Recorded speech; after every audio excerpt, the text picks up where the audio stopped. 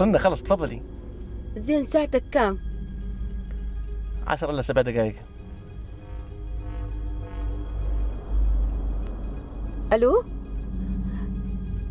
هلا وئام، اني وميض. ليش قافله تليفونك؟ تعليمات الشركة يبقى صامت، الحين خروجنا منها ونسيته على هالحال. والله عجيبه يا مرة، اكو وحده مخطوفه بنتها تقفل تليفونها او فرض اتصلت بيك. اما صدق هذا غباء. غباء؟ شنو بدها تقولي سيدة وميض؟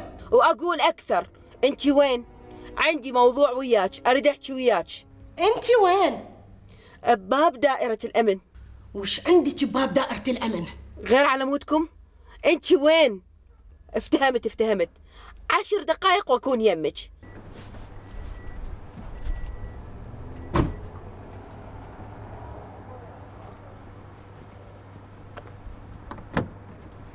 بعدين يا اختي تاليها معك. يا اخي توكل، خلصت يعني كل شيء، ما عندي بعد. يا اختي وين اتوكل؟ مشينا هال10 دقائق، الله يرضى لي عليك يا اختي. فدوى اروح لك، شلون يرضاها ضميرك اني امشي بهال10 دقائق بالشوارع وبالليل؟ بعدين انا مطيتك اجرتك. انا اجرتي لهون وبتنتهي.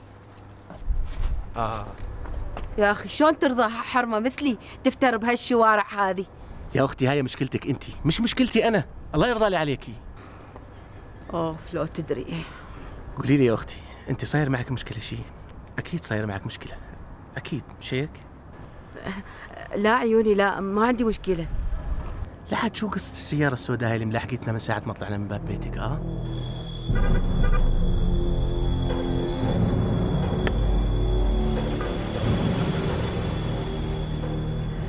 كلاب شوارع.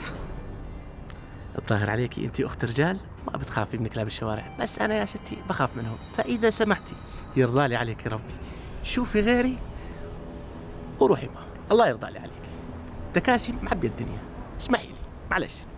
يا اخي ازيد اجرك، هي 10 دقائق ونوصل. هسه كان واصلين احنا بدل هالحكي هذا مالتك. اللهم ادفع الضر عنا يا رب العالمين، انا لله وانا اليه راجعون. تفضلي يا ستي تفضلي.